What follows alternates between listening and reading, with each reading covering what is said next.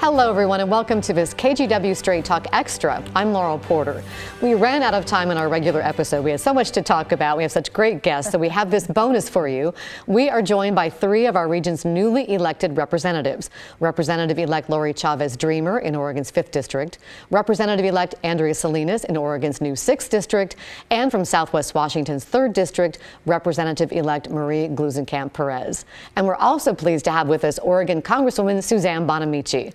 Unfortunately, Val Hoyle, the newly elected representative in Oregon's 4th District, couldn't be here, but we hope to have her on the show soon as well. Thanks again for staying a little bit longer to chat. We had so much fun during the Straight Talk episode. I hope everybody gets a chance to watch that. But we were talking earlier, Congresswoman, about how right now you're the lone Congresswoman in the Oregon delegation. Right.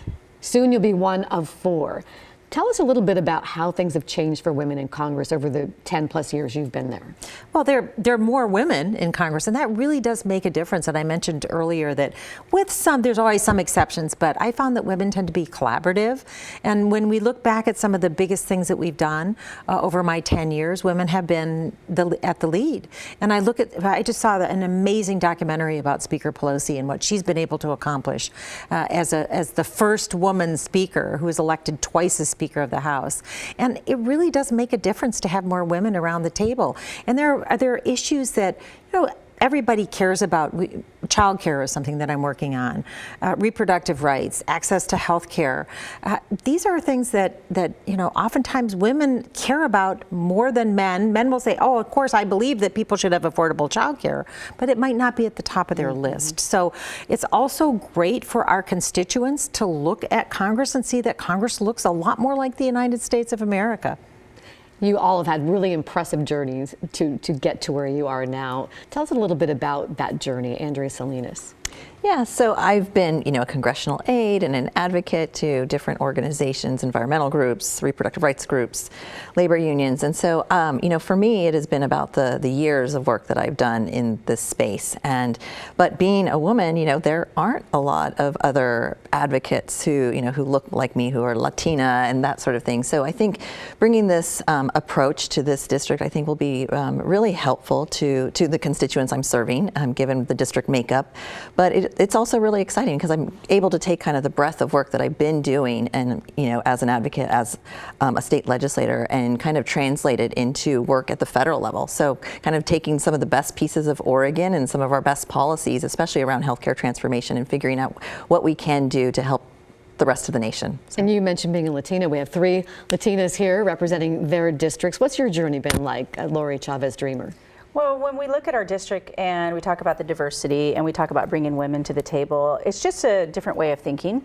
As mayor, I always had my best outcomes when we had diversity at that table. Men, women, old, young. And when we look at the diversity now, I mean, Marie, you're young, and in the Republican class, I'm the 10th oldest out of the freshmen. And I think to myself, I'm only 54 years old. But that's a testament to who's being elected to Congress and why, and having a different voice. Again, being a mom, being a business owner, being a mayor. I've been married 31 years to my husband, and we met in high school. I've raised twin girls who are now 28, who have a different, voice and view. They're identical twins. They're 1 minute apart. One's a Democrat and one's a Republican. But again, a testament to who's out there and what they're asking. And what they're asking is to represent them, be relatable, be honest, be ethical, have grit, have fight. Women bring that to the table. So I'm excited to represent Oregon's 5th District and really all of America. I think you all have grit and fight, because I know you all had really hard-fought campaigns. And Marie, you come to the table without any elected experience. It's your first run for political office, so your journey's been a little bit different. Tell us about that. It has, yeah, and I think that's something that's so critical, is having people that have small businesses like me who have had to operate under the sort of nest of federal and state and local regulations and really understand what it means to try and make payroll, to try to navigate new tax laws, to experience, what the workforce shortage means for the trades. And I think that experience is something that people are hungry to see, and their representatives to know that I've had to navigate the permitting system. I've had to navigate the SBA loans. It took me a year to successfully apply for an SBA loan to purchase the building my auto shop occupies. And I have a degree in economics, right? Like I think that was it was the size of a telephone book, and that's one of the reasons that I'm now applying to be on the small business committee in Congress, because I have an axe to grind. And I think that sort of personal experience really matters when you're trying to understand what processes can be improved on and need to be improved on if we want to get our economy back on the right track. Right. You mentioned committees. What committee do you want to be on, Lori?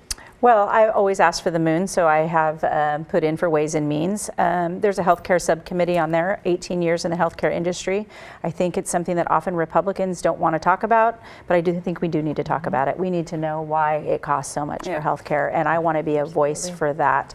But transportation infrastructure, that's key. As mayor, we're focused on moving goods and services and having a vibrant economy, and I want to make sure that that's something that we pay attention to as well. So agriculture, Farm Bill, that's Oregon's 5th district. So there's a lot for us to have voices on, and because we're a small majority, my vote and my voice will be a little more powerful, I think. So maybe Ways and Means, but if not, I'll wait my turn and make sure I do the good work in order to get there. Because as Lori mentioned, she's a member of the Republican Party, and they will now have the majority in the House. Andrea, what committee would you like to be on? Yeah, so I think, like my colleague, our districts are very similar. That we have a big agriculture area, obviously with the Willamette Valley. So I'd love to serve on Ag Committee to help with the Farm Bill reauthorization. We have lots of more small farmers than the rest of the United States, and lots of specialty crops. So want to make sure that Oregon has its imprint there.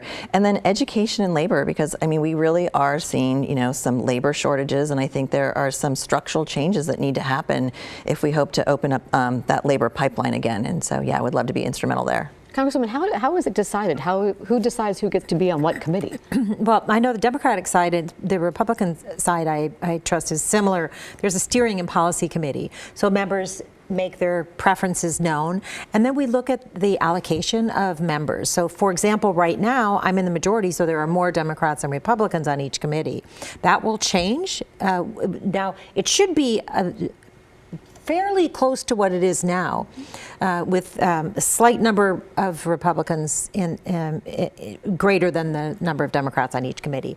And then we look at the number of slots that are available, and then the Steering and Policy Committee makes recommendations. So it's not a lottery like the offices were. No, because the preferences are really important. Mm-hmm. Yeah. So I mentioned my first year, because I came in a special election, I got what was there, which was science, space, and technology. And I still serve on that committee, and it's truly an honor. We just helped pass the CHIPS and Science Act, which is really important legislation for our semiconductor industry, but also for science and research and development, big part of the district I represent.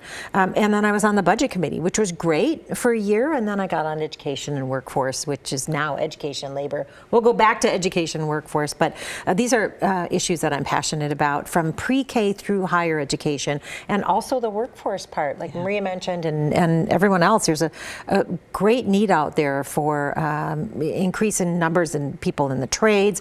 The way I look at it is we need to have a path for everyone to get to a successful job. So registered apprenticeships, workforce training programs are all really important, as well as that pre-K through higher education. So impressive to hear about your journeys. What advice would you have for other women who may look at you and say, I'd like to do that, but I don't know where to start? Andrea Salinas, do you have some advice? Yeah, it's actually one of the privileges, I feel like, being in these positions, that we are able to show and tell others, and provide that advice. But I tell folks, figure out where you fit in and where you can make a difference in your communities, and that's a great start. And and you'll find your passion through that, and really be able to shine and take a leadership position in those roles. And I think that's always a great step to then furthering, if it's not formal, like on a board or commission or something like that. There's always a task force that we need more voices on. And if you have some unique experience, that is definitely an asset for you.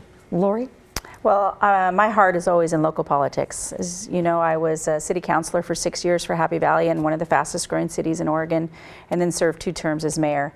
And I would say to all men, women, and anybody who's over 18, start local. Get involved in your communities. They become your family. They help raise your children, and it's important to give back to. I started the Happy Valley Youth Council in 2010 for one reason. It was to give those young kids in high school a charge.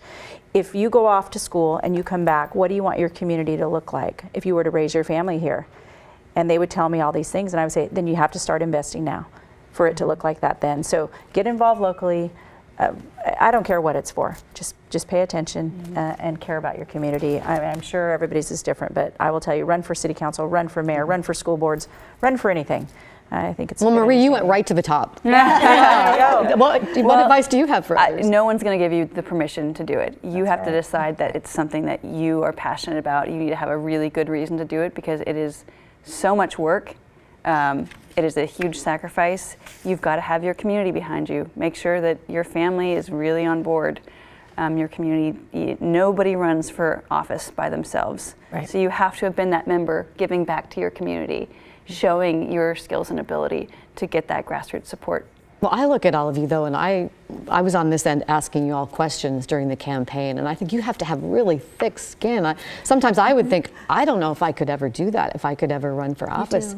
Isn't that hard? Wasn't it hard for you, Andrea? Some of the things that came up in the campaigns for all of you. You know, it was hard for me, but it's a lot harder for our families. Like my spouse and my daughter took some of the, the slings and the mudslinging a lot harder than I did. I do have thick skin, and I have the ability to let things roll off and just really stay laser focused on, on figuring out what it is that my constituents need and what this district needs, and then figuring out how to communicate and that I can deliver that.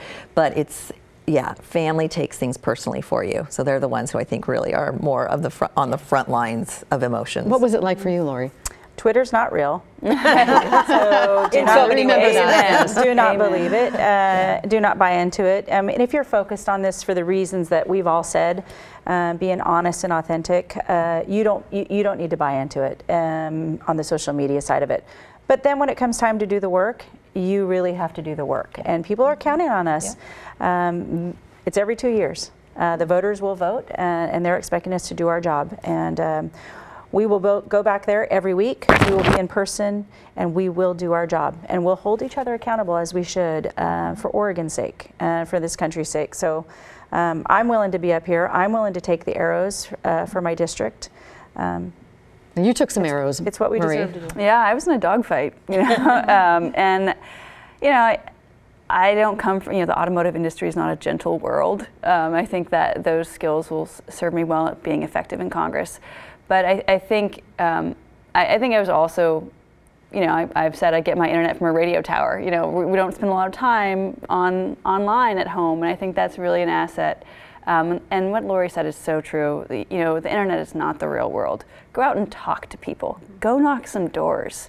Get off Facebook. Join your PTA. I mean, that's how we're going to get our country back on track, not being mean to each other online. I mean, I think we are all so tired of this division, and just how isolating is that to feel like you have to be mean to people to be a patriot. It's a joke. It's a lie. Congresswoman Bonamici, I'm going to give you the final thought here in this podcast. I'm so looking forward to serving with these amazing women, and I think you can tell from the conversation that these women have run for office because they have a passion for their community, for solving a problem, for making things better, for creating a better future for the people they represent. So I'm just thrilled to have them joining. And I say to anyone who's interested in running for office, you will have a support system. Be there. Make that decision. And when I first ran for Congress, I was leaving leadership and the majority in the state legislature to run for Congress. And I talked to my best friend, and she said, "Will you regret it if you don't try?" And I said, "Absolutely." Well, there's your answer. Yeah. So there will be support there for you, your friends, your family, your community. But if you're there for the right reasons, to solve problems, to get things done, don't hesitate. Take a chance, run for office. Congresswoman, thank you for being here, and all of our representatives-elect. I wish you all the best of luck in D.C. I'm confident you're going to do good things for the state of Oregon and Washington, and I hope you all come back again, and hopefully Val Hoyle can join us. It's a powerful, really impressive group. So thank you so much for joining us for this Podcast Extra. Thank you, Laurel. Thank you. And wishing you all happy holidays. Thank you for watching and listening.